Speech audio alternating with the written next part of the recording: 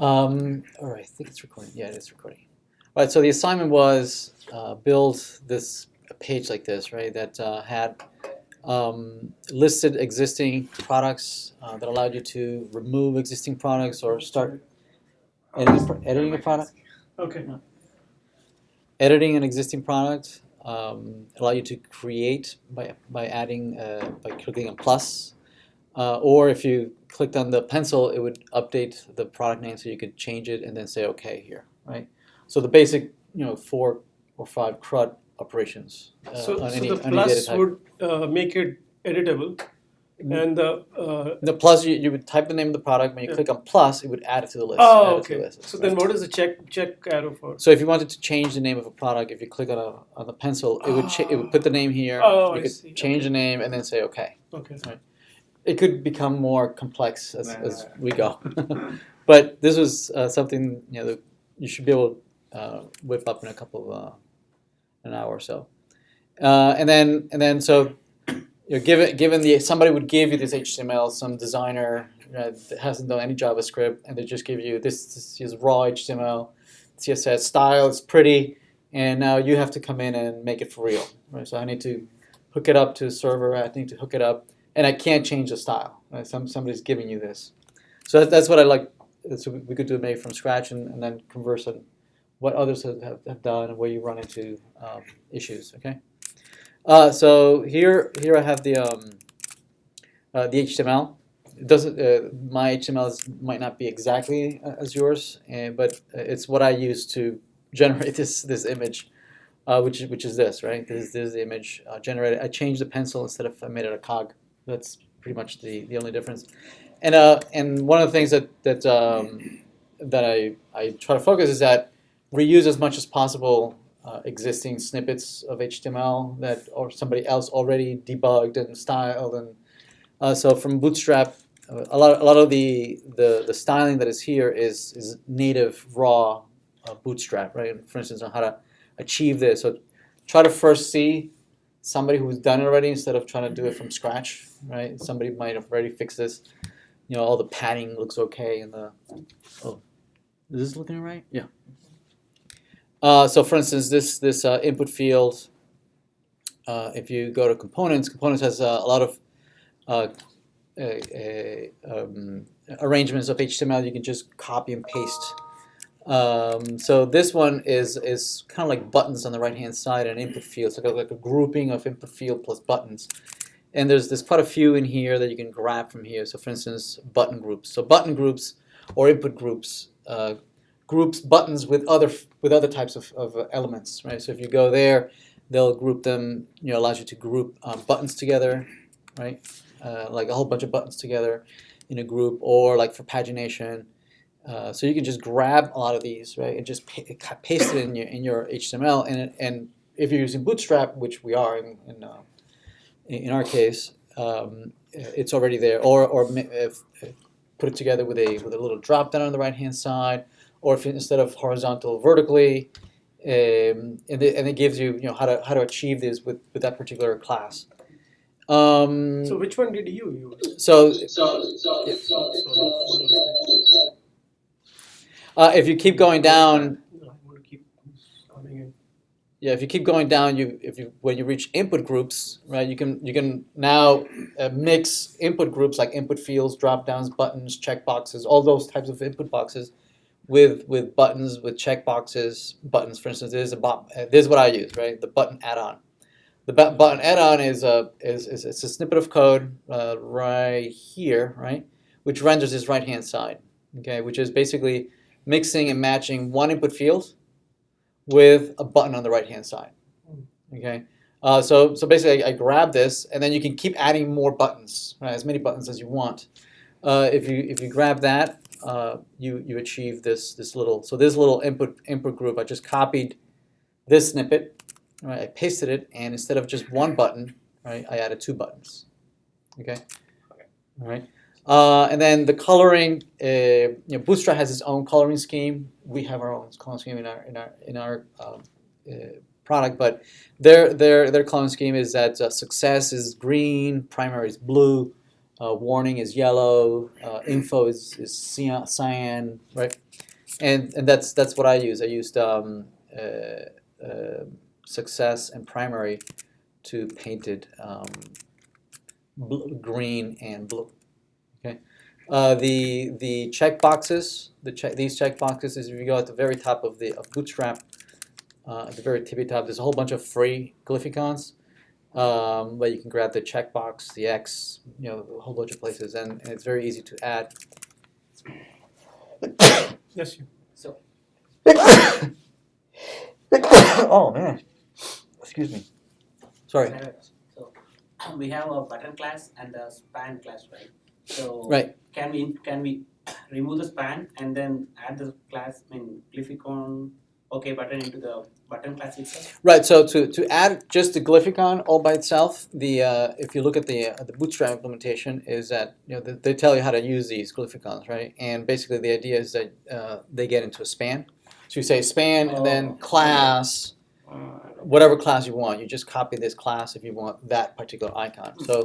So this span is the OK, Right, which is the checkbox, right? It's this checkbox here, right? Yeah. It's this checkbox here, and then the other one, the plus, is this one up here, right? This plus over here. So so it's this one over here, the plus, right?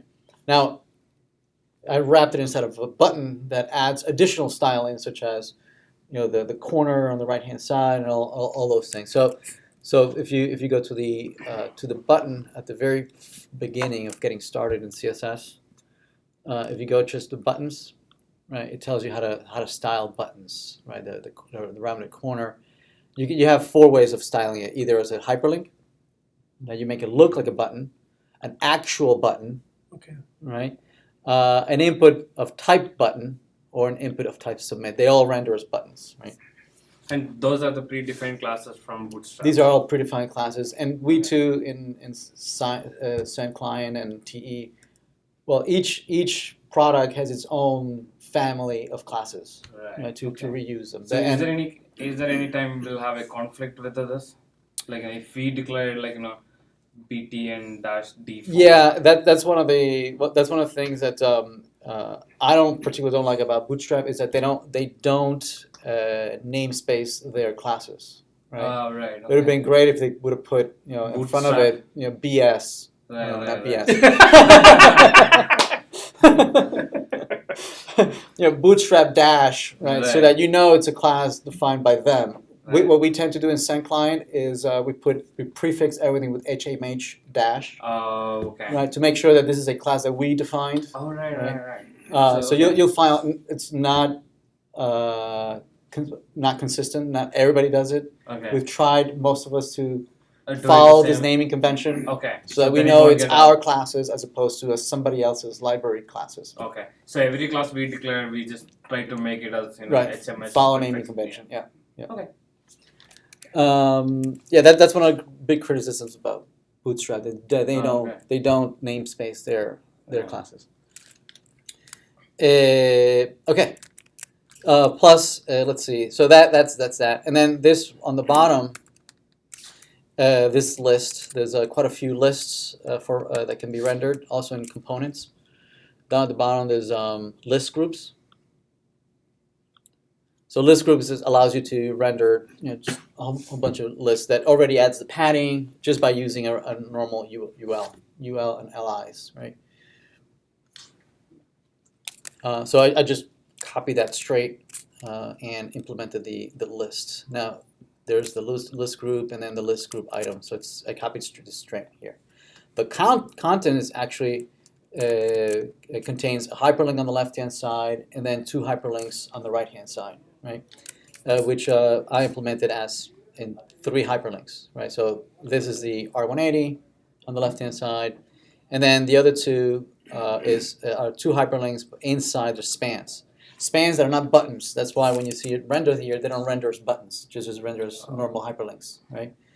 These are spans inside of a button, right? As opposed to these just being spans, right?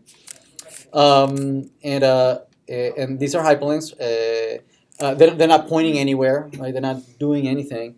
Again, this is some designer gave us this. It says, you know, this is just the styling, the format, the layout. You make it for real, right?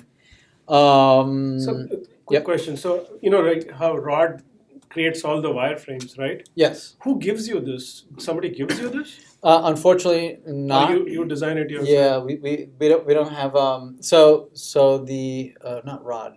What's the other guy's name? I forget his name. So they give us a template on Yeah. what it should look like, Yeah. and we do follow that template quite a lot. See how they achieve certain layouts, right? But for the most part, we have to start almost from scratch. Okay. Okay, so these two hyperlinks on the right hand side, right? One is the cog, right, which is this little cog over here, and the other one is the remove. That's this X over here. Okay. And then where did you get the padding 20 right? Right. So first of all, there's this pull right. So this pull right, what it does is that it sends everything to the right hand side, Mhm. right? Uses a CSS attribute called float, right? It allows you to basically whatever you have, just send it to the right hand side, and everything else will try to wrap around this thing, right? So what happens here is that the remove, right, here's the remove that gets pulled to the right first, right? And then anything that follows will try to wrap around that, right?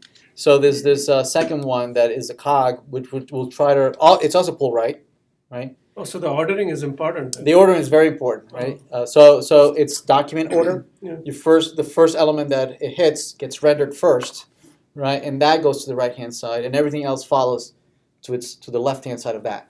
Okay, so that's important. Okay. If I didn't have this padding right, I added that. Okay, it would be smooshed together, all close together. So I created this class way at the top, padding 20, right, which basically adds 20 pixels padding on the right hand side. Okay, and it's applied to all the elements. So that's why you have this. I tried to make it aligned with the top, so it looks nicer. Everybody okay? Mhm. All right. So yes. So those hyperlinks you hard coded that in the. Yeah, they don't do anything Okay. right now. They don't do anything. So let's make this for real, right? Mhm. So let's So one of the tasks was to make this list for real, and we gave you, I believe, an array. Yeah, we gave you an array of products, right? So we need to create an Angular application, the controllers, and so on and so forth, right? So let's start doing that from scratch, okay? I did this in a sandbox. Let's do it for real. Let's put it in an application. Let's call it products, okay? And in there, we'll create a, I'm going to copy my HTML in there. I'm going to copy my HTML in there. Okay, and oh, that's so small. Can you even see that? I think it's a question for folks on the phone. Can you guys see it? Yeah, guys on the phone, can you even see that? All right, I'm gonna create a, I'm gonna load the Angular library, right? Like we did last week. So we did that using script, right? Href, we're going to go out to the network to go fetch that, right? So we can go to Angular CDN, and we'll fetch it from Google libraries, Angular.js, and I'll copy the latest. And I'll just copy it in there. Okay, so we have Angular installed in our library, right? In our page, and we're going to declare this to be an application. We'll call it product app. Okay, you might have called it something else. That's fine. And once the library is loaded and we declare this to be a product, it's going to look for a module called product app of the same name. Yes. So this will be implemented in script source app.js. Okay, presumably implemented in a directory of in a file of the same name. So JavaScript app.js. So, Yes. question. Yep. Is there a convention of like how you have products, right? And then controllers, there'll be Yep. services. Yeah, we'll do that. Okay. Yep. Yeah, I want to run into that problem, right, and then we'll solve it together. Okay. So if you remember, there were some design patterns that we follow, right? Everything's designed putting it inside of a module. You should never declare anything on the global namespace. So we're going to use Angular object that was declared in that library when we loaded it, right? That's okay. Sorry. Hi. So we're going to declare that using module, and we called it, what do we call it? Product app, right? Yeah. So it's product app, and we have no dependencies, right? It's often we forget to put this empty bracket, and it will fail. It says I don't see the module called product app declared anywhere, right? So we have to put that dependency even if we have no dependencies. Okay, in a minute, I don't know if today or maybe next week, we'll start adding dependencies here. But even if you don't have any dependencies, you still have to have the empty square brackets. All right, so let's navigate to that page. I believe it's on the local host under products, I think. Is that where we put it? Products, this one, right? And it's called, actually I'm going to rename this to be an index so that it'll be easier for me. Index. Oops, localhost products. No, index.html. Isn't that where we put it? Public. All right. Is the But server? don't you have to say? Oh, maybe the server's not running. Right. Oh, okay. Okay. Notice that it loaded right even without me saying index. So index is the default page. If I don't ask for any particular page, I will get the index page. Okay. It only happens with the index page, right? Like the name suggests, it's meant for the default, that lists the rest of the content of the page. Is it always the same for any sort of, like if it's Tomcat, it'll also Yes, be the same? so yeah, you can configure what the default page is, Yeah. but there are a few. Index.html is declared in Tomcat. Index.jsp is declared. Index home.html is declared also. Home.jsp is also a default page. Mhm. But each server you can configure. But index.html is everybody supports index.html. Yeah. But each server might be a little We bit need to different. configure that in web.xml. Right, exactly. But Yes. this is a Node.js server, right? Yeah. We have not configured this, Oh. and it still Yeah. understood that to load Yeah. index. Okay, so if you rename something, it won't. Will it not accept or not? Really Change it to what? index1 dot. Index one or something. Then I guess you have to. No, it will not work. It'll not work. It will not work. Index.html is a very specific name. Okay. Yeah. All servers support just plain old index.html. The other ones are not standard and would have to be configured. So the .jsp or .php, those are not standard. So each server will have to support or configure it. Everybody okay? Yeah. And let's see if there's any errors. Let's see if we have any errors. Okay, no console errors. So it looks like it found it. Let's create a controller for this, right? Let's create a controller so that we can start manipulating this, and we'll create a controller right here. So we'll say ng controller, and we'll call it product controller. Okay? So, quick question. Yep. How do you decide where to put this on the HTML? So when you look at this, right, it says I want to be able to listen to events for adding, updating, Oh, okay. removing. So, you put it on the all of topmost this, div tag. right? So on the div tab that contains all the elements that I want to interact with, right? I want to interact with this input field, this button, these two buttons, right? I want to be able to iterate over some content, in here, and generate a template, and iterate and generate this, right? So I choose a parent element that contains everything that I want to interact with. Okay, You could also put it under body, right? I can. Yes, I can do that. What is this container fluid class? So without this class, you don't have any padding on the other side, It's fluid. right? Okay. Yes.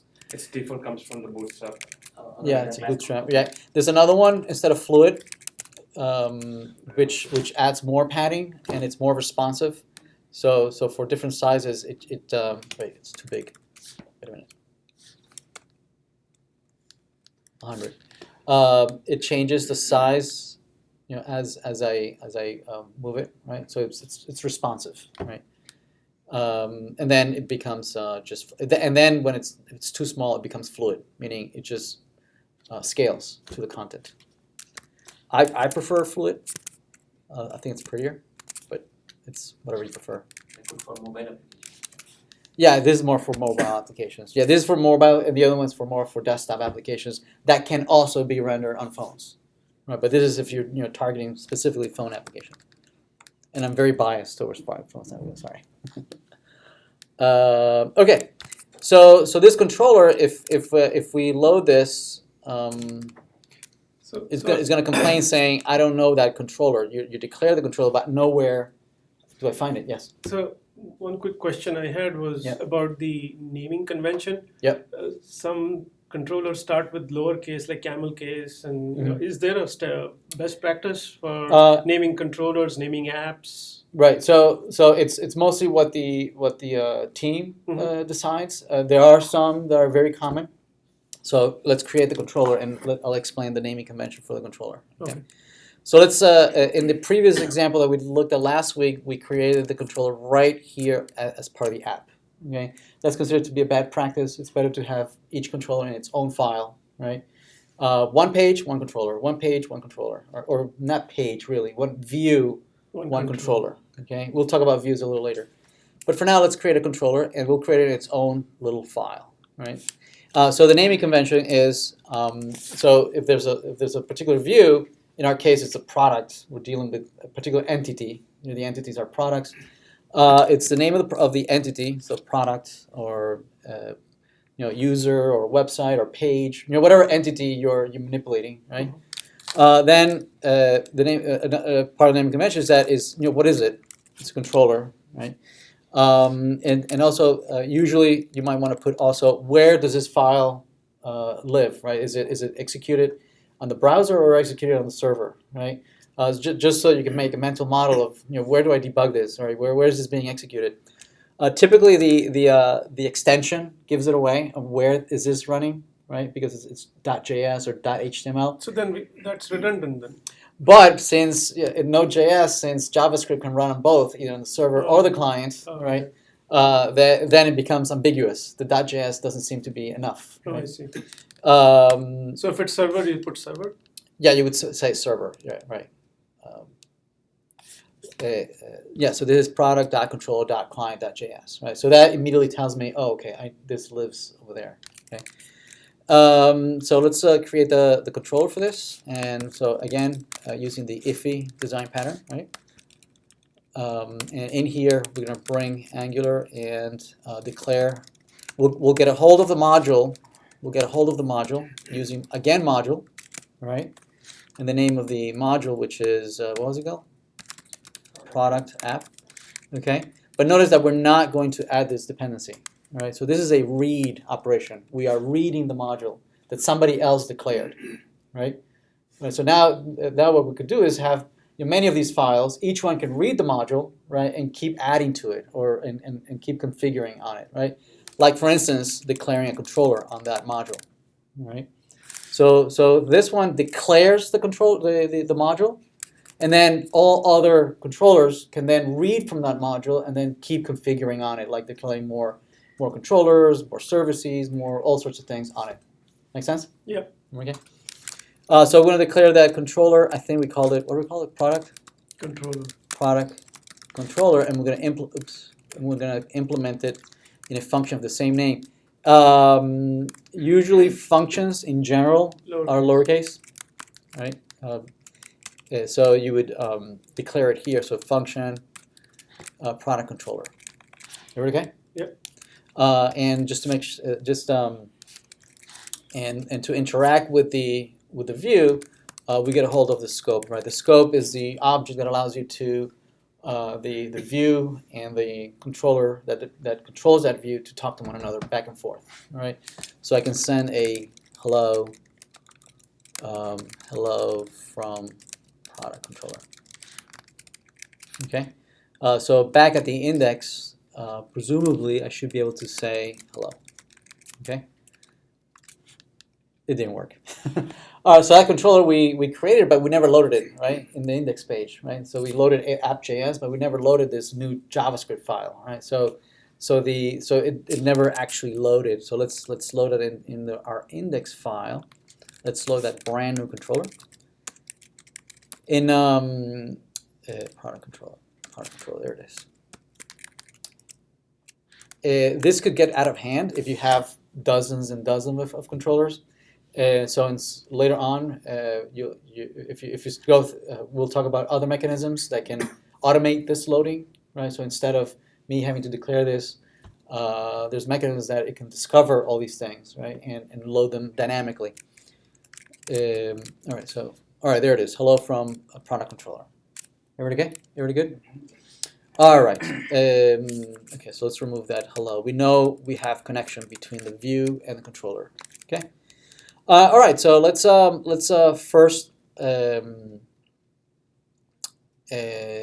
fix this li, right? That it's presumably iterating over some list of products, right? Which we gave you for the assignment.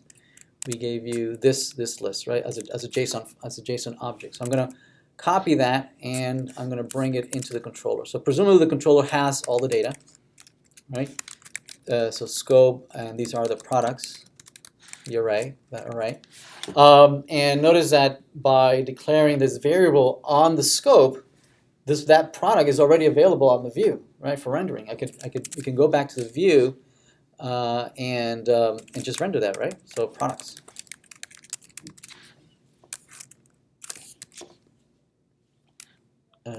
Products. Did I products? Products. I spelled it correctly, right? Yeah. Products. Wait a minute. Is it product controller? Is it out of controller? Product controller. No. Did I not? Yeah, I think there were two divs. There were two divs? Let me see. This div closes with what? This div. Yeah, it's there. No, it's there. Just put some other changes, maybe put a dash or something. Did I misspell it somehow? Yeah.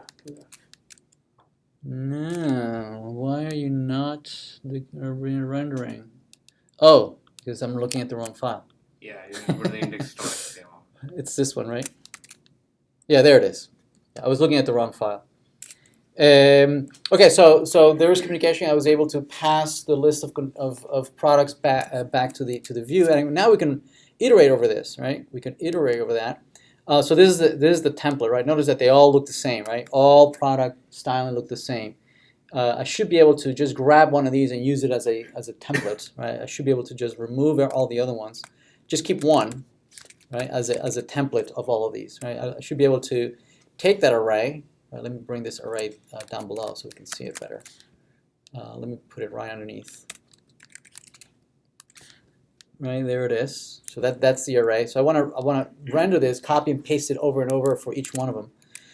So what we're going to do is I want to be able to iterate. Right, I want to ng repeat, meaning repeat this template over and over for every instance object in the collection. So product, for every product in products, right, which is this product. Notice that here we're not using the double curly brackets, right, but out here we are, okay, because this is being used as inline, meaning it's raw text or raw data, right, not inside of any parent element, as opposed to here there's an expression that is being interpreted by this ng repeat directive, right? So it understands that products is some variable on the scope, right, and retrieves it and reads it from the scope. There's no need to use the curly brackets. Everybody okay? Yeah. All right. So if we re-render this, notice that it copies and pastes it 3 times, right? But the same R180 because it's hard-coded, right? So if we want to instead render the name, we could instead of putting this hard-coded here, we could refer to the local object variable, right, that as we iterate and just refer to the name attribute, right? So we get, R180, E3D, and DM2, okay? All right, so we got that. So I'm gonna leave the products there. Also as what we'd like to be able to do now is start being able to edit, add, remove, things like that, right? So for that, we Here instead of scope.products, if you use like a brackets, would it like fail or not work? brackets. What do you Like- mean? Like a close bracket parenthesis? Where? What do you mean? Square bracket? No, like assume you give a console.log on a parenthesis. Mhm. If I pass the same value scope.product in a parenthesis, would it pass or would it Yeah. If you mean if I do console log, Yeah, like on a scope for scope.product. yeah, over here. Mm-hmm. Yeah, it would print to the console. The console is here. There it is. Okay. Yep. Is that what you meant? No. No. What is? I'm sorry. So So I think you're asking instead of the square bracket, can we put the parenthesis? instead of an equal to, can Uh-huh. I just use a parenthesis? Or Instead of yeah, this like that? equal Uh, like this, Yeah. but then that would be a function, right? If there's a function, Mhm. if there's a function named scope.products, yes, you could call it, Okay. right? But you would first have to declare it, right? You would have to say, $scope.product. but Okay, that's an I array. guess I was kind of confused. It's a function, to, right? Like a Java says out, where you just give a bracket and a semicolon. Oh, no. Okay. Yeah, it's not the same thing. Okay. Yeah. So yes, you can declare functions on the scope, and we'll do that in a second. So for instance, one of the things that the assignment asks you to do is to create several event handlers, right? So an event handler to be able to add a product, right? Right. So we will do that. We'll declare a function on the scope, right? Implement it as a function that takes as argument the product. Okay, it declares like this that we should be able to call from the view, right?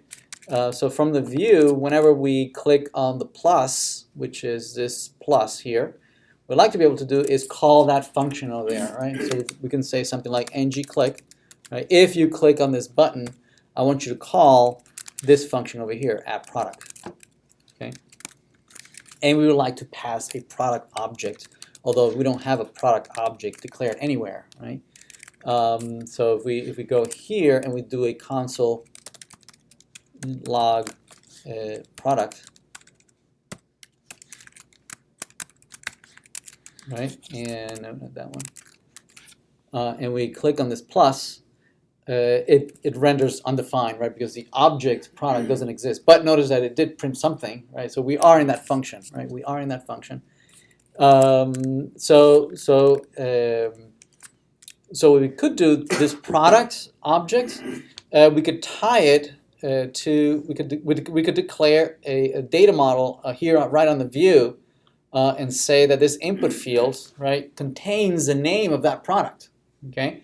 And so we can declare and say that I'm going to declare a variable or object product whose attribute name, right, is bound to this input field, right? What this is going to do is going to look for the product object on the scope. If it doesn't exist, it's going to create that object on the scope, right? And it's going to declare an attribute name on that product, right? If it already exists on the scope, it will populate this input field with whatever value that scope.name has, right? Right now, notice that the controller does not declare any product object on the scope, right? So the view is declaring this object product with an attribute name, right? So if we re-render this and we type something and we say OK, notice that the controller receives an object whose name is whatever I typed in there. See that? Now if I refresh, it's gone. Right? So if I can keep typing, right? So that keeps working. Or if I keep, right, it just keeps sending the objects to the controller.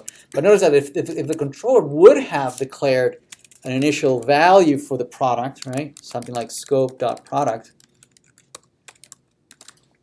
an object, and says, name is, some product, okay? Now notice that if we re-render this, notice that it has some product over there. Now the controller had declared an object on the scope, and when the view got to that input field, it says, "Ooh, there is a product declared on the scope." Okay, I'm not going to declare it, right? I can change it, right? But the controller already declared it. I will take its name and will populate the input field. That make sense? Yep. So This normally comes for edit there's purpose, two-way right? binding. Yes, Okay. yeah. So the important things here is that there are two-way binding, right, between the controller and the view. Whatever the view does to the model, the controller knows about it. Whatever the controller does to the model, the view knows about it. So they're tied together. Okay? All right. So I'm going to remove this. This makes no sense, right? Okay. Add product. So what would add product do? So what it would do is take the object and it would clone it, right? We don't want to take this single reference object and keep adding it to the array, right? We're going to clone it, right? So we want a copy of that, right? So, excuse me. So Angular has a method that does a copy. Does a deep copy, right? It goes recursively and copies everything inside. Even if there's objects inside of objects inside of objects, it will do a deep copy and will give you a clone of that object. So var new product, and we do use Angular copy quite a bit in ClientClient and TE. You'll see that. Once we have this new copy product, we should be able to now add should be able to push it onto that array. Push new product. Okay. So now if we have some gibberish and we say okay, notice that it's added to the view down below, right? It keeps being added, right? Notice how this list is rendered automatically without me saying anything, right? So what happens here is that Angular creates listeners, right? On who's interested in changes to the data model, right? So for instance, this engine repeat certainly is interested, right? This engine repeat says, hey, I am dependent on that collection. If that collection ever changes, notify me, right? Because I am responsible for rendering this and updating the DOM. Okay, so it definitely listens for that changes, so whoever changes this collection, right, gets notified, right? It iterates over the collection of observers, and they all get notified saying, hey, the model changed, update yourself. And what the engine repeat does is just iterates, and it's very smart. It keeps track of what objects instance were used to render what DOM elements, right? So for instance, it doesn't render the entire list. It knows that 3 of them are already rendered. I don't have to re-render that. It only adds at the bottom. Very, very cool. Everybody okay? Everybody good? All right. How about removing, right? Clicking on this X. Right? So the X, notice that the X is right here in the remove, right? It's right here. So what we could do is have an ng click over here, ng click, and notify the controller saying that, hey, we want to delete product, right? And we would pass as arguments. What could we pass? Well, we could pass the ID of the product, right? We could pass maybe the index in the array. There's different ways. Do we even have IDs? Oh yeah, we do have IDs. Right? We have these IDs. How we can set the ID for the new product, whatever we have added. Oh, okay, we didn't do that. All right, let's do that first. Oops. Obviously, this is not going to a database, right? So we're going to fake these IDs. So let's here we have the product, right? And let's set the ID of the product underscore ID. And one thing that we could do is maybe like a timestamp, right? So we'll create a new date object, so that and then we can ask it to get the time, and get time will take all the milliseconds from 1970 or whatever, right? And so for now, these are integers, all right, but very much they could be string, so we can convert it into a string, making sure that it's a string, right? So we can do a plus, and presumably the IDs are there. Right. So one of the things that we could do is when we remove, right, when you go in this remove, we can say, ng click. We can say delete product, right, product, and we can pass as an argument. We can say the product and then the ID. Right. We can pass the ID of the product. Notice that this will be different. Every time we iterate, right, this ID will be different for each one of them. So it's pretty cool, right? Each one of these will be bound to a different object that was used for rendering this. So if I save and declare this event handler of the controller will be notified here, right? And this will receive the product ID to be removed. Yes, right? So what we need to do is in this case, we would need to iterate over the array, looking for the product that has that ID, and then splice it out, right, and remove it. So let's do a console log and make sure that we are getting that product ID. So let's do inspect, and we have it on the right-hand side. Right, so if we click on the console here, so we can see, if we click there, that's 1, 2, 3, 2, 3, 4, 3, 4, 5, and S44. We can add that. We click on this X. Notice that we have that ID that we generated. Everybody good? Right. So here to splice it out, what we could do. Actually, let me show you something a little cool. Instead of the ID, right, we can just pass the entire product object. Right, so here we get the actual product object, right? Right. So if we remove this, notice that we get the object instance, which is pretty cool, right? That the DOM, right, knows about the object that was originally used to render this, right? So you get the original object, and these are the original objects, right? These are the same instances that were used. Notice that there's some meta information here that Angular adds to maintain. Keep track of the life cycle of all these objects. These are meta object attributes that Angular framework adds. So what we could do is we could say scope, right? I have your object.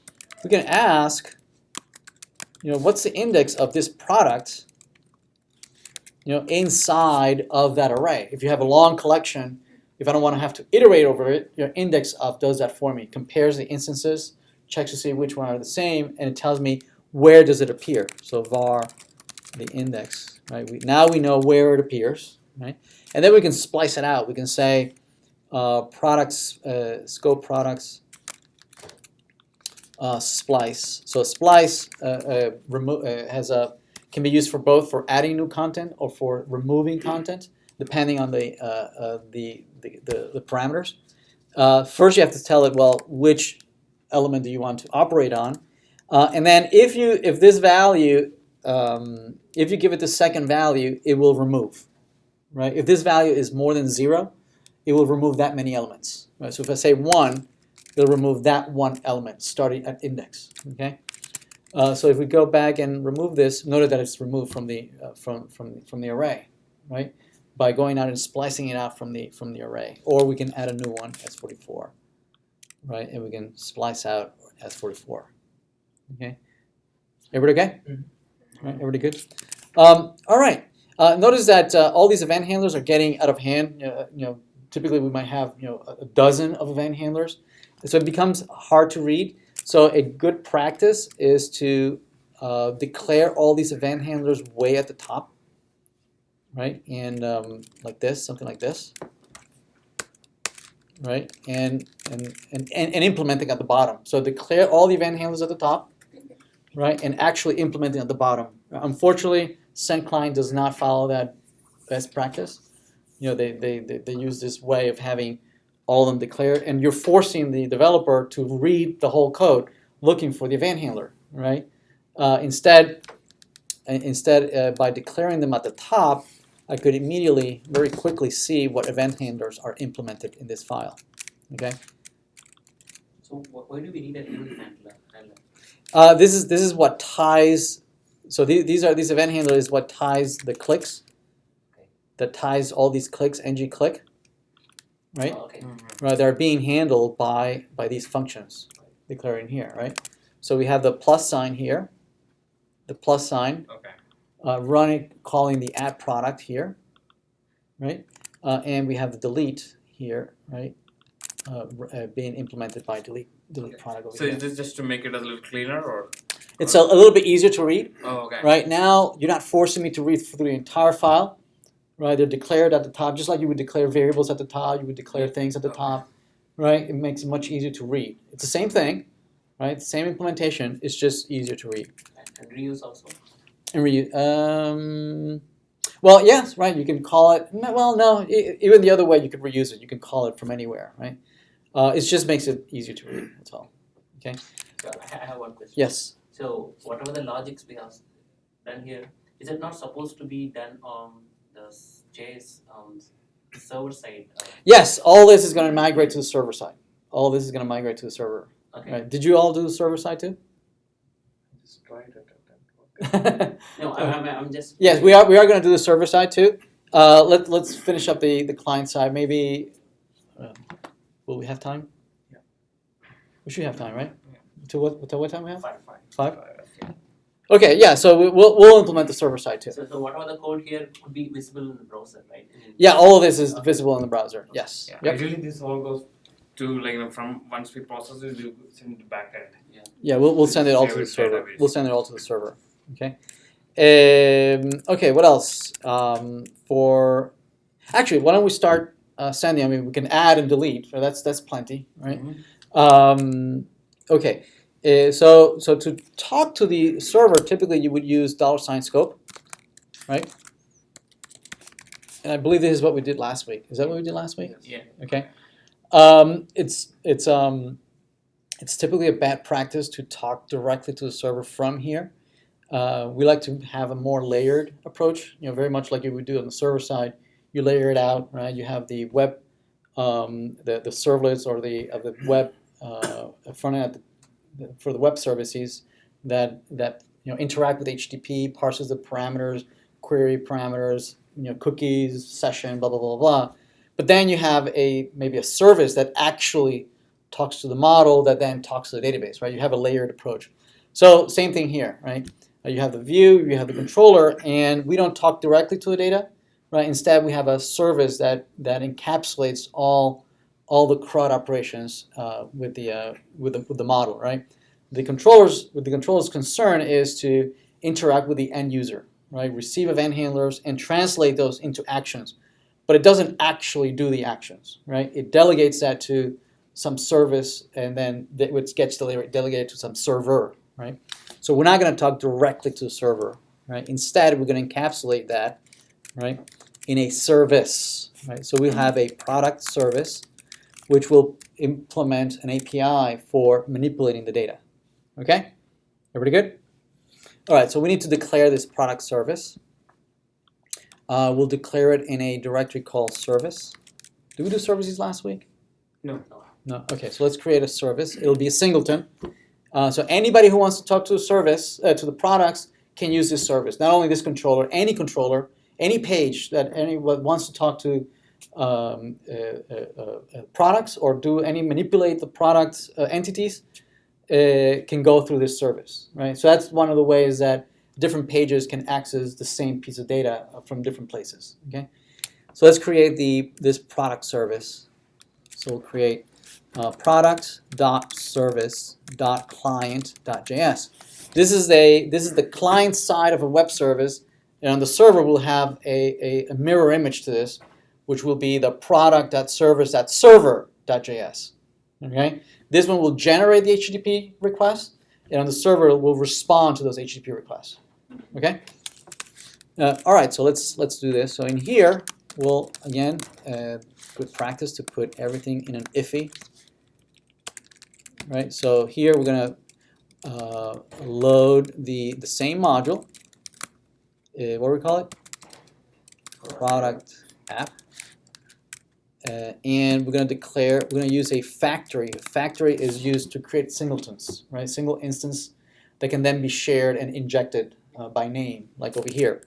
I'm going to ask for a service by name, and somebody's going to do inversion of control and inject this, just like scope is being injected, right? So I'm going to declare it. It's going to have that name, product service. So this is a system-wide declaration that this is a singleton. Anybody can ask it by name, right? And then I have to give it a function that will be used as as a constructor to instantiate this instance, which is implemented in this function over here. Okay, and here we're going to declare an API that is going to be a map that implements things such as create product, right? Implemented in a function of the same name, and delete product implemented in a function of the same name. So create product. What does this colon mean? I'm sorry? You- So this is a JSON object. No, no. Create product colon.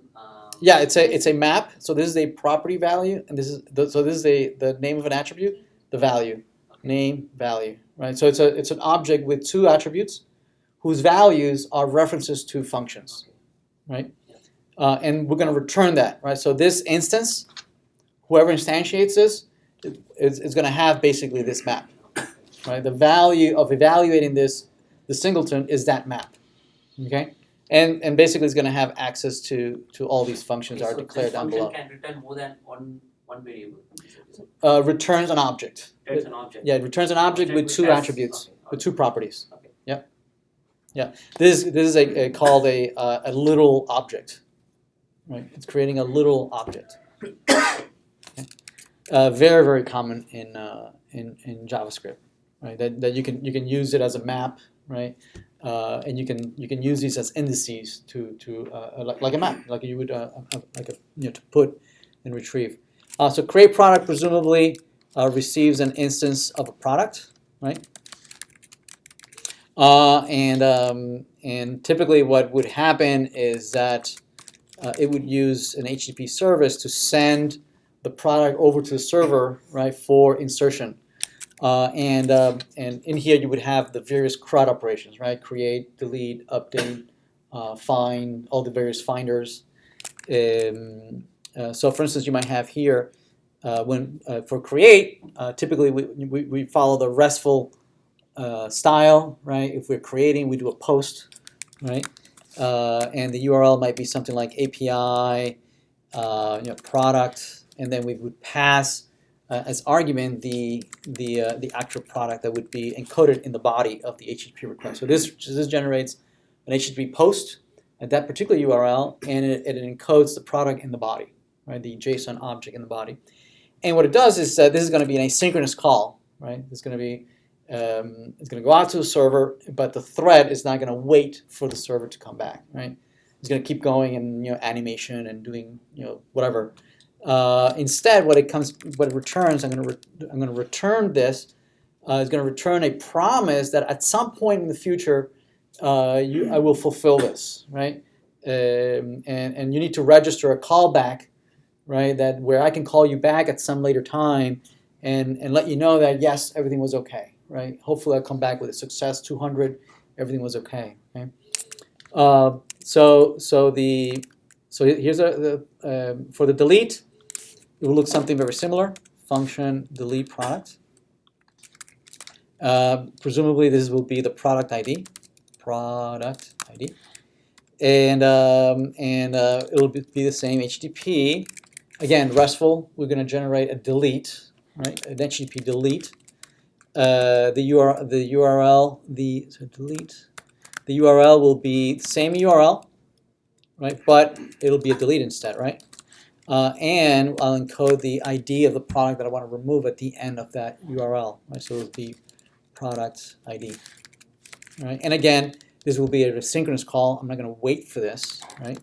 Instead, I'm going to return a promise that at some point in the future I'll I'll fulfill this, right? So this is a brand new file. We need to load it, right? We need to load it in our index file. So let's load that.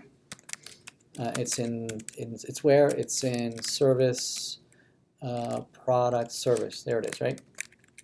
And so we did load it, right? And so now we can go back to the controller and say, okay, we said we're not going to use $HTTP. That's bad practice. Instead, we're going to go through an API, right? And that API is implemented by product service, right? So add product, right? Here's a product, right? Instead of adding it to this local array, really what we want to do is product service dot, right? Call create product, right? And pass this new product. Yes, and send it over to the server. All right, everybody good? What else? And the delete will be something similar, right? We are going to instead of doing this index and splicing, right? Instead of index and splicing, we're going to delegate it to the product service dot delete product. I'm going to pass the product dot underscore ID. Okay, to the service, and the service presumably is going to do that, right? What else? Let's see. What about this array over here? This array over here, it's hard-coded over here, right? But actually, this data should live where? On the server, right? We should be retrieving all this data from the server. So, for instance, it should be something like there should be some kind of get or find here, right? So, something like find all products or something, right?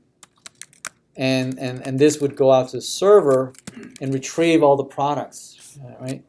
So we could implement this something like in a function get all products, and this would return $HTTP would generate a get, right?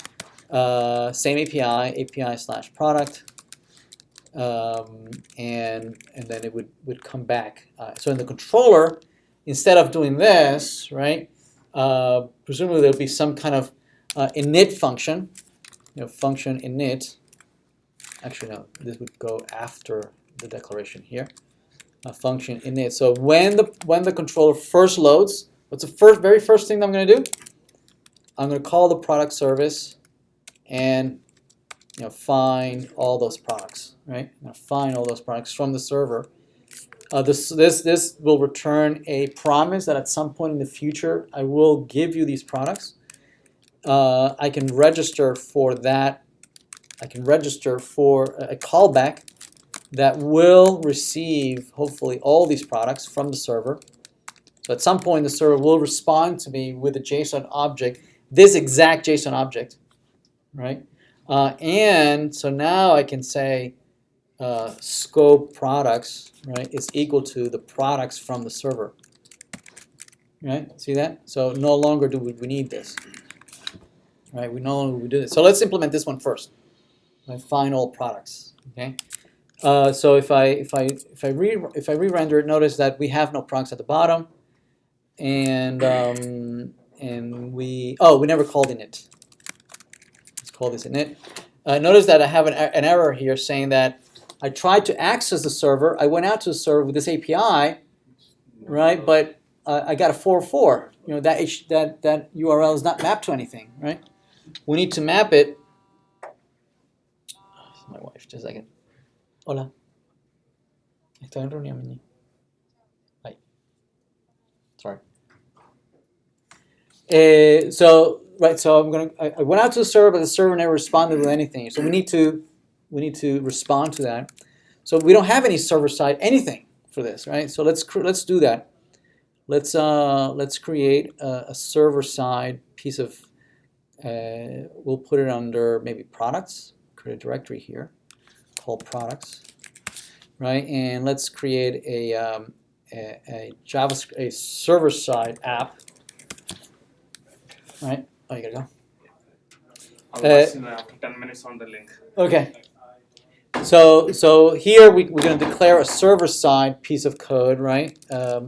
So this is going to be JavaScript that executes on Node, right? All this JavaScript we've been looking so far is executing on the browser, right? So this one follows its own naming convention, follows its own way of implementation. The way we create modules on JavaScript is using the IFI pattern, right? We call the angular.module, yada, yada, yada, all that.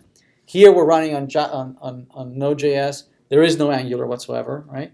It's still JavaScript, but it has its own ways of creating modules. Right? And the way Node.js creates modules is through the keyword module, right? So to create a brand new module, you say module exports, and you give it a constructor. Okay. And one of the things we're gonna expect from the framework is to pass us an instance of Express, the Express library. The Express library is what we looked at last week that allowed us to generate get, put, post event handlers on the server. Like we can listen for incoming get, incoming posts, incoming puts, incoming deletes. Remember we did that last week? We didn't do that. We were talking about that. We were talking about, oh, we never did it? Only, only just get we did. Get Okay, we did get? Okay, all right, so let's do that. So this brand new module we just created, I'm gonna look, this is my top level server, right? We did do that last week, right? Oh yeah, we did this hello, right? We did this post and get, yeah, right? So instead of doing it up here, it's best practice to do it here in the server.js. Instead, we're gonna do it in a separate module, right? But we need to pass it this app, right? Which is the instantiation of the Express library, right? That allows us to create getters and post and get, right? So let's load that new module we just created. It's in require, it's in products, there it is, right? Products app.js. So products, dot products, and then it's app.js, right? App.js. And we're gonna pass it as argument this app. So this instantiates it. This instantiation, it passes it the argument, right, as part of the instantiation, a reference to this app, right, that will allow us to create all these receivers of get or post or put or delete, all those, right? Okay, so in here, now that we have app, right, we can listen for an incoming get. Right, we can listen for incoming /API/products. Is that what we call it? Oh no plural, right? I don't like to use plurals. I try to follow that. So I don't have to think of how do you pluralize a particular word. Oops. Okay. All right, and so what we're doing here is that we're declaring an event handler listening for incoming get requests, right? And we're going to handle it in a function called find all products, right? Which we're going to implement in a function of the same name. Okay, meaning if when this product comes by from the client, if anybody asks for this web service endpoint, it's going to be implemented by this function, right? And this function it will participate in the request response cycle of the client server lifecycle, right? It'll receive a request object and a response object so that it can parse the incoming HTTP, URL, URL parameters, query parameters, cookies, headers, everything that comes, the body. So all that is represented by this request object, right? And then it'll be able to generate a response, add cookies to the browser, send, stream images, files, whatever, right? Or plain JSON or plain text or an HTML file, okay? So what do we want to respond here? Well, we want to respond this, oh no, did I throw away the array? I did throw away the array. We have it in the homework, do we? Yep. Here's the homework. So this is the array, right? So what we're going to do on the server, to start off on the server, we're going to declare that array. I'm going to say var products, right? So the same code we had in the client, we're moving it here on the server, right? So what are we going to do when we're asked to find all products? We're going to respond with JSON products, that array. Okay. So if we refresh and we go back here, notice that we have those products again. See that? But now those products are coming from the server, right? Not the client, right? In this query right here. and we can step through it. We can go to source and look at the controller. Look at the controller, right, and put breakpoints here, right? We can say, here's the init. Right, here's the init being called, right? And can we make this a little bigger? And so when we refresh, notice that we have nothing at the bottom. At some point, this is gonna go out to the there it is, the find all products, right? The server is it running in debug mode? I don't believe so. Let me run on debug mode. If I put it on debug mode, I can put a breakpoint here on the server. So I can put breakpoints on the browser. I can breakpoints on the server, so I can see the whole thing, right? And so if I refresh, oh wait, let me restart the server. Okay, there it is. So the controller is loaded. It's going to go in the server. It's going to make the HTTP request. So I'm going to say continue. It makes the HTTP request. It's now on the server. It received the request, and it's going to send back these products. I'm going to say continue. So I'm back on the client now. I'm back on the client. Here are the products from the server. It's the array, which is going to be assigned to the products in the scope. All right, notice that it's not rendered yet. If I continue, it gets rendered. Everybody good? All right, so let's implement the add product, right? So add product is going to go out. It's going to create the new product with a new ID. It's going to send back to the create product. So that's going to generate what? It's going to generate this post, meaning that I need to listen for a post on the server side, right? So on the server side,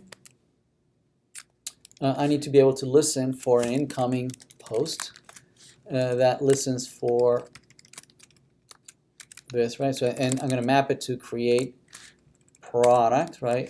A function implemented in the same for the same name, right? It's going to receive request response. Yes. We can extract the product from the body, right? So it's embedded as a payload in the HTTP request, right? We can receive it from the request. We can say var product and parse it out from the request.body. Okay, so now we have the product, right? And we should be able to push it onto the product array, right? So we can say products.push product, right? And then we're going to respond. We can either respond sending a 200, saying that everything's okay, right? Or we could just send back all the products, right? It depends on the use case. You could, add something and then respond back with a new list, right?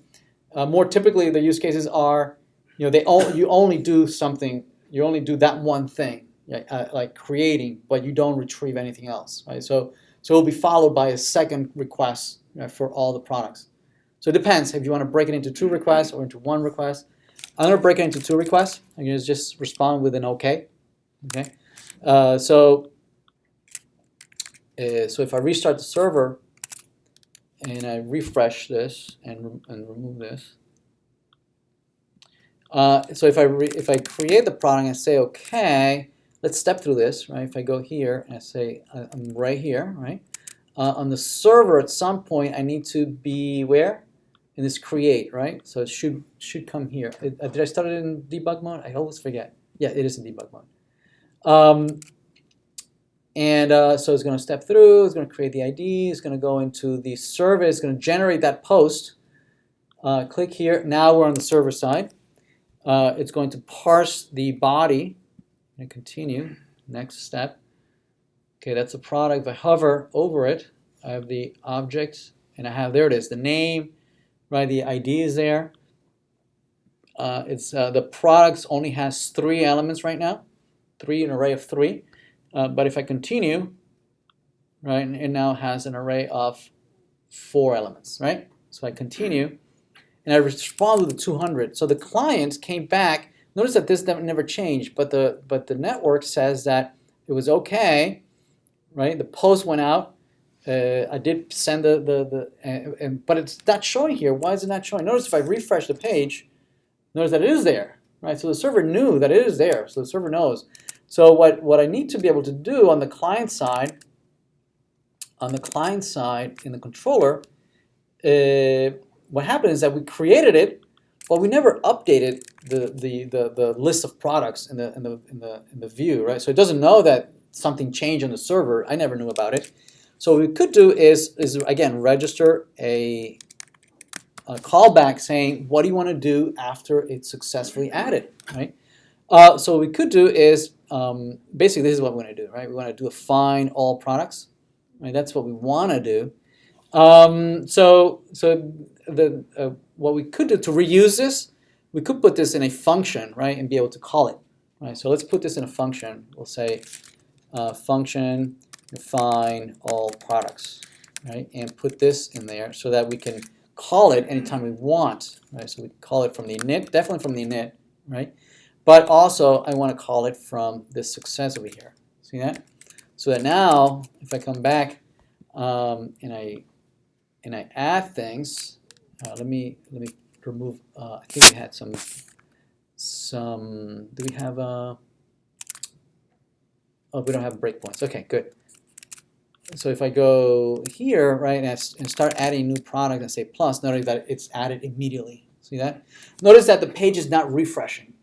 Okay, that we are staying in the same page, always in the same page, and that we are updating it, right, dynamically. That's one of the aspects of what we call single page application, right? The page never reloads. You're always on the same page. It dynamically moves and changes and whatnot, but the page never actually reloads, right? We never go out for the entire HTML. We only update snippets here and there. Okay. Okay. So what about removing? So on the controller, we had a delete, right? We have a delete product that's going to send the ID. Going to send the ID of this, and if we remove, I believe we never implemented that. So let's see if we go to network console and we say delete. Notice that delete is there's nothing on the server responding to that delete. So we need to go out to the server. So let's go out to the server and we'll say we'll listen in for an app.delete. Again, same URL, right? But this time we want the ID of the product that we're removing. So we're going to add a placeholder, right, for that last piece so that we can extract it from as a path parameter. Okay, so we'll call it PID, product ID, and we're going to map it to a delete product function. And we're going to implement it in the same function. No, yeah. Why can't we send it in request.body like the way we did in create? Like the actual object? Yeah. Well, we don't need the whole object, right? To send it. It would be a waste to send that much information if we are going. We only need the ID. Send the whole object, but I'm sorry. We are not going to send the whole object. Right. What if we said that ID just in request.body so that if we pass that request.body, it would get us the ID, just ID, not the whole object. So in the service, right, when we do a delete, we are not sending the object. You're saying here to actually send the object? Yeah. Send the object? Okay. We could, although again, it would be a waste to send so much information when we only care is the product ID, right? So it's actually what his question is like, instead of doing product ID as Yep. a query parameter, Yep. can we send it as a body? we can. Just, Yeah, we can. We can say, Just the product ID, not the for whole instance, product. if this is the product, right, we could do this. You're breaking rest, right? Yeah, we could do that, right? And then from the body, we can retrieve the ID. Yep, you could do that. No. Okay, so that's fine. No. What? Just sending the product ID from here, from the client. We are. Just No. sending the ID. Just product ID like that? Yeah. No, this needs to be an object. Oh. Right. Yeah. JSON. So when JSON gets when JSON gets serialized, right? It needs to be an object. It needs to be either an array or it needs to be an object, right? It cannot be a literal primitive data type. So it won't be a string if we send it. It won't be a string. String itself is an object. Let's try it. So here's product, and we're sending product ID, right? Okay, and so on the delete side, so we're here, and this is delete, and here this is request and response. Let's see what's in the body. So here, request.body. And log product ID, and let's respond right away, send back, just echo what we're sending, right? All right, so let's restart the server. The URL, app.delete URL is. Oh yeah, the URL is just this, right? Okay. All right, so let's do that, and let's say delete, and the network went out, and it was this delete, there it is, and the body didn't send anything. The body didn't send anything. Let's meet on the server. It's empty body, so it was not encoded. Yeah, it doesn't get parsed. Okay. Yeah. It also breaks REST, right? The RESTful API, the style is that when you do a delete or a put, you encode the ID as part of the path parameter, right? And then in the delete, you don't pass an actual object. The only thing you need is the ID. But in a put, you send the object because you want to modify an existing object, right? You want to change the name or change whatever, right? So let's put the PID here. Right. It also allows me to talk about how to parse things from the path parameter, right? So for instance, you would retrieve it. Another object in the request is, it parses anything in the path, right? And it creates a map based on the names we name there, very much like you would do in JPA in Jackson or in Java, right? You name them, and create a map. And then we can retrieve it from params. So params is a map that contains all these path parameters or query parameters. Query parameters would be in query, okay, after the question mark. Any query parameters there, or if it's in the path, it's just in params. All right. So dot PID. In JavaScript, you can use different notation. You can use the dot notation, or you can use the square brackets. They're interchangeable. Okay, either one works the same. Once we have the product ID, let's see. Do we fix this? Delete products. We have product ID. Product ID. Okay. Oh, we're not sending anything. We are encoding it here, right? Like that. So we are sending product ID on the server. We found it. What we need to do is now iterate over these products until we find it. So we say for var p and products. Unfortunately, it's not like Java. P is not the instance of the object. It's just an index. So 0, 1, 2, 3. Unfortunately, so we would say if products sub p, which is the index, dot ID matches the product ID, right? If it matches it, we want to splice it out, right? Is it 3 equal signs? So double sign, it checks to see it. Double equal will try to do a soft equal. It will try to cast either side to see if it matches. So for instance, a number 1, 2, 3 matches a string 1, 2, 3. Okay. So triple equal checks to see that both are the same type. First checks to see if the same type, right? If they're the same type, then it compares them, right? I'm just gonna go with the soft one. I don't remember if it was passing a string or not. Actually, it is a string, right? Yeah, it is a string. Okay, so it's okay to do it triple equal. So if it's equal, we want to splice it out. So we're going to do products.splice at p1, right? So it's going to be spliced out, removed, and we're just going to break, right? We don't want to continue. And once it's spliced out, or we can just say, we can send here the response right away. We can send a 200 that we were successful. Okay. let's see, break, okay, all done. So if we restart, we request, so we click on this. It looks like it was okay, but it didn't refresh, right? If we refresh, notice that it was removed. We had the same issue as before, right?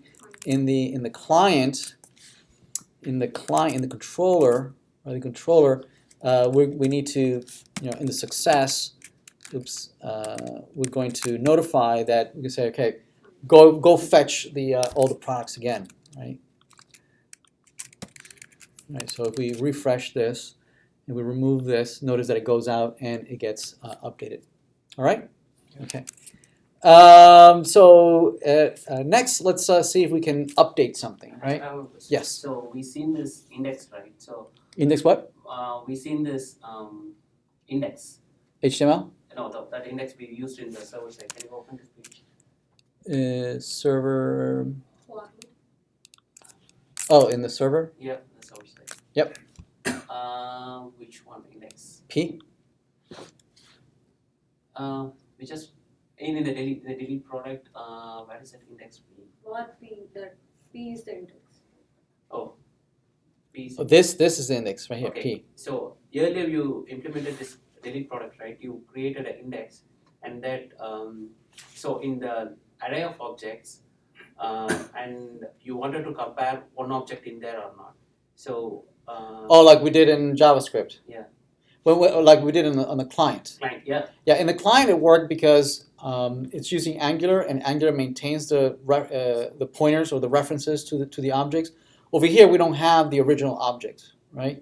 So the original object is on the browser, and now we're on the server, right? And so we don't have at best the client has a copy of whatever the server has, right? Or a subset of what so the server might have thousands and thousands of products, right? But the browser might have only 10 at a time, right? So what's on the client is only used for rendering on the client, right? And Angular has this nice things that it maintains reference integrity between the representation in the controller of data in the controller and whatever objects are being used to render on the view, right? But the Angular has no idea that these things are coming from Node.js right? It's just a copy, right? So there is no reference between them, right? Over here, what we have is just a product ID. That's all we have. We don't even have the whole object coming from the client. Yesterday I was trying to compare the object instead of just comparing the object object ID. I was trying to compare object. It failed. I mean, I know that kind of object there in the array, but it still failed. It couldn't say. It couldn't bring up the correct index of on the server side. I'm saying. The server side. Yeah. That maybe it could be because of it didn't recognize the object. Maybe. Maybe. I don't know. We can take a look at it. Yeah. Right. All right. So one more thing. When I click on the cog, I would like to update this object, right? So right now we just have the name, right? But it could be something more complex, right? So I would go fetch the object from the server and retrieve it from the server, and then come back and populate this so I can update it. Okay. So for that, on the controller, when I click on the cog, I like to be able to scope find product by ID. Right. So for instance, on the view, when I click on the cog, on the cog next to each one of these, here's the cog, right? I like to notify the controller and say, hey controller, I like to edit this. Actually, a better name would be edit product, and I'll pass the product ID, right? So it will be product._ID. Okay. So on the controller, it will be edit product, right? Implemented in edit product ID.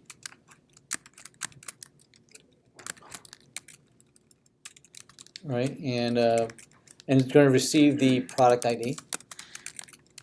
Okay, and what this is going to do is going to go, well, fetch me that object so copy it locally on the client because I want to edit it, and then when I click OK, you go back and do a put. Right? So do a get of what I want to edit, and then I'll do a put so I can save it back to the server. Right? So this is going to say, okay, product service, find product by ID, and we'll pass the product ID. The server will respond, hopefully, with the product, right? And then I'll send it over to the client to the view for rendering, right? So it'll be scope dot product equal product, right? Right, so that's again following the design pattern from that we have, right? And notice that product, right, is where in the view? It's here, right? It's product and it's rendering product name, right? So yeah, so we don't have this in the product service. So let's implement it. Right? So let's go to the product service. Let's implement the find product by ID. Implement it in a function of the same name that receives the product ID, right? And it's going to do a get. Right? It's going to do the same get as before, but it's going to say which one I want, right? I want this particular product, not just all the products. I want that in particular. Again, following RESTful syntax, right? Convention, RESTful syntax convention. So if I do that and I click on this and I do notice that it went out to the server, but the server doesn't know what to do with this get, right? No, not found. So if I go to the server, right, I can generate another get, right, but ask for the PID, right, and implement this in a function called find product by ID. The finders you would implement also in Java, right? So in this one, it would be implemented something like function find product by ID. Again, request response, and this is going to iterate. Right? I'm going to copy this because it looks very much like the delete. It finds the product, retrieves the product ID, right? It iterates, and when it finds it, I'm not going to splice it. I'm going to send back the product object. Right? I'm going to send back the product object right away. Yes? Make sense? If I restart. And that's find P. products Oh, by. It's not- where? There's no On ID. the top. Other On the than top of the that, page. Yeah. it's just find products by. And here Oh. you go. Sorry. Thank you. Okay, there we go. All right, so let's try this again. So if I refresh, right, and I click on this, it still went out. Oops, Yeah. server error. You don't Uh-oh. have the product. Product. What'd I do? Yeah, where is the product? Listen, but product is not defined. Oh, okay, I'm sorry. Yeah, it's this one, right? Yeah, there we go. Thank you. Restart that. Refine. So if I click on that, notice that there it is for me editing, right? Or clicking any one of these. See that? Okay. So the last piece would be that if I want to actually update this, right? So for instance, if I click on this OK, right? So if I go to the index, right, and I do the OK right here, I like to notify the controller and say if I click on this, I want to update product, right, and I'll pass the product object, which will include hopefully the new name for the product that I want to update, right? But notice about one other thing that will include this product is the underscore ID that came from the server was bound to this object, right? Right. So we can create this product ID event handler on the controller, right? Again, declared at the top, right? So it's nice and easy to read these, right? And we'll implement it in a function of the same name and receive the product object, and presumably the service will implement that that action, right? We'll say, dot update product, right? It will pass product. And after it's updated, what do I want to do? success, right? And retrieve all the new, what is it, find all products. Okay, right? So let's implement that in the service over here. Implement it in a function of the same name. I hope you're seeing a pattern, right? View, controller, service on the client, service on the server. We haven't done database, right? We could do database maybe next week. So this receives the product object. It's going to generate a put, right? A put with the same API product. It's going to pass the ID. It'll be product dot underscore ID, and it's going to send the new product, which will include the new name of the product, right?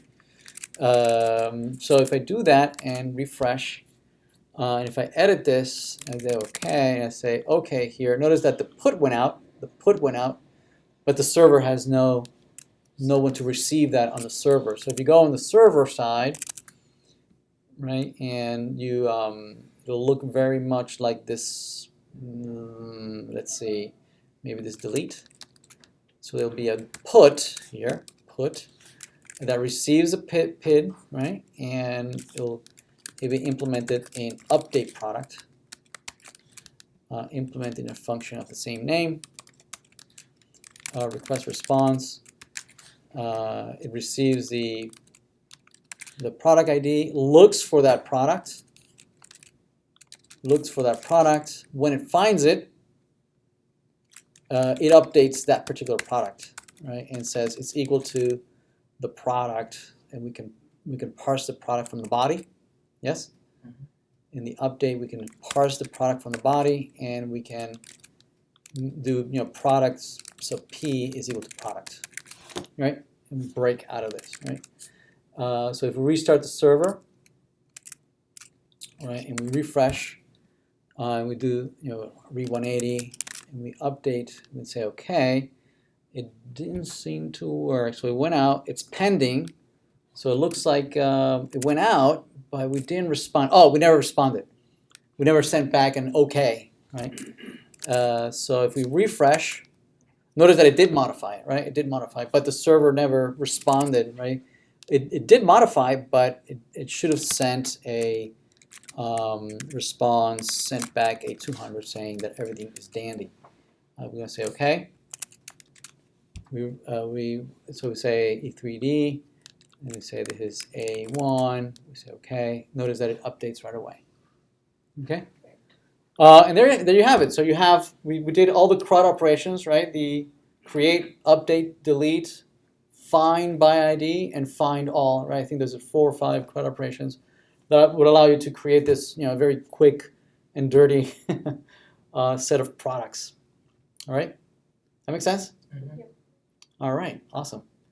I'm going to push this to the GitHub so you can, take a look at it. We'll add more to an assignment so you can play around with it. One thing would be maybe to try and replicate this and practice. See if you could do it from memory. Yeah, but you can always go back and look at the solution. All right? Yeah. Awesome. Was there anybody? No, right? Okay. All right.